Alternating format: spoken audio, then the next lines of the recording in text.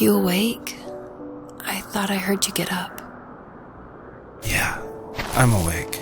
Sorry, I just can't sleep. Are you thinking about him? Yeah, a bit. You should get back to sleep, my love. I'm fine. No, it's okay. What else is on your mind? I don't know. It seems weird, but I had one of the most vivid dreams of my life. I saw a fox on a snowy mountain, just looking confused and worried.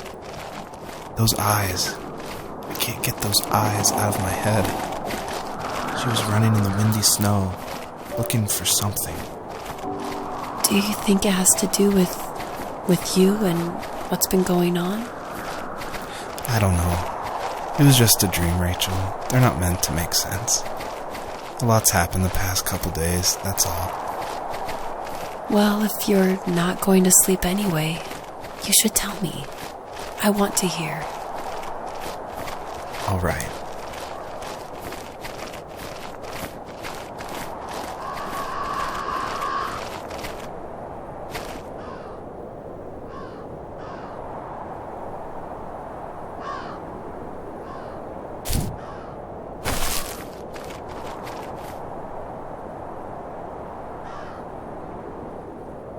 So, not far from her home, she followed that path to something unexpected.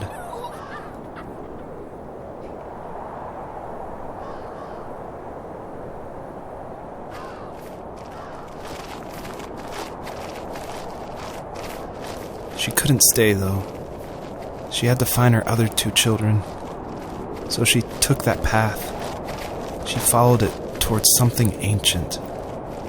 Something with answers.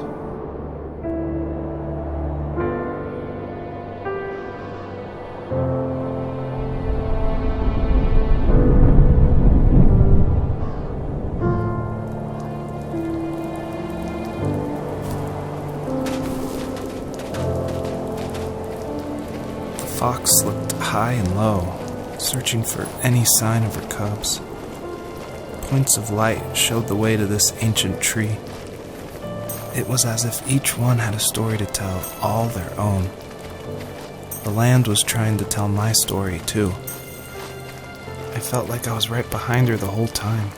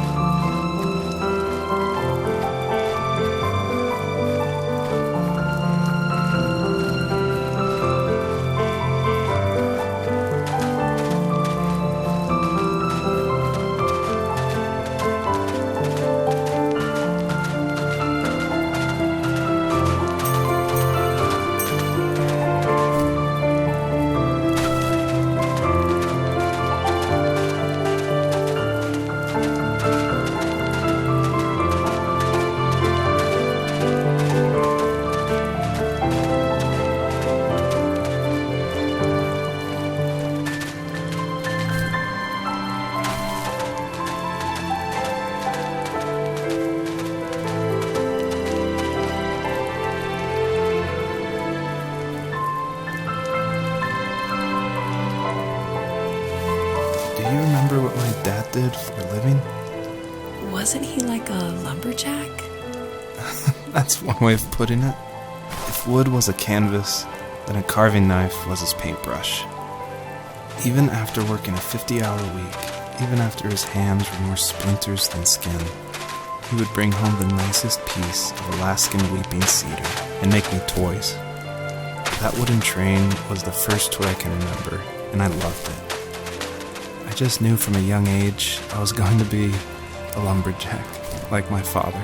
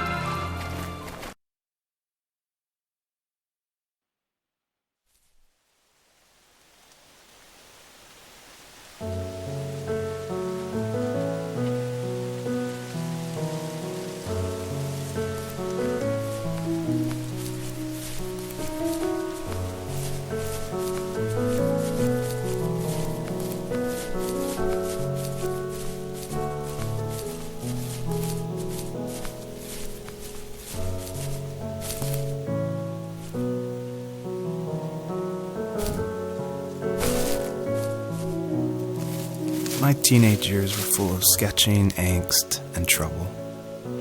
I wasn't popular or unpopular. Maybe just forgettable.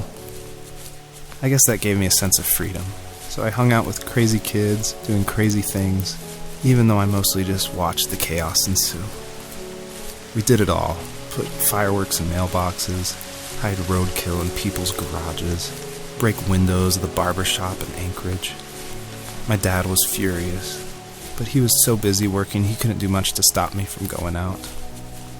I think being an adult means there's no one to stop you making hard decisions. He had to make a living, and he couldn't be in two places at once. Yeah, I realize that now. But at the time, I was sure he was more interested in growing his business than what was going on with me. He was working another late night, and my friends were over, saying how bored they were and how they had come all the way out to my house for nothing. One of them mentioned how that old, ugly beyond belief truck was still in the garage, and how we should take it for a spin. I was only 15, so I kind of fought it for a while. The next thing I knew, we were careening around the mountain path, rocks spitting onto the sides of the cliff, while my dad's cringeworthy bluegrass blared out the speakers. I drove while my friends were in the back of that yellow and purple truck, throwing beer bottles and trash at anything remotely interesting. Felt like I was soaring in the air with borrowed wings. But all good things have endings. A cop outside of Eagle River pulled us over after he saw us in a bottle rocket into someone's yard. What followed was a long night of talking to disappointed adults and feeling smaller than ever.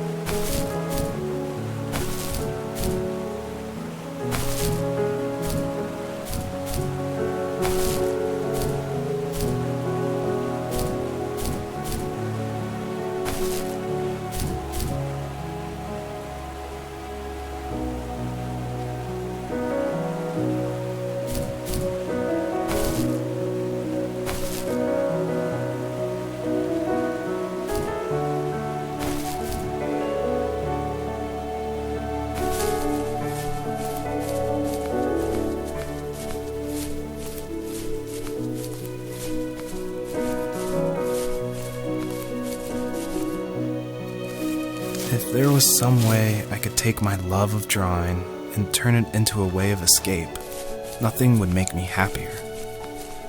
I wanted to create instead of tearing trees down. I wanted to move to the lower 48, not because I hated it there in Alaska, but I hated the idea of it. It's like all of that spite inside me had created this monster which followed me around my whole teenage years.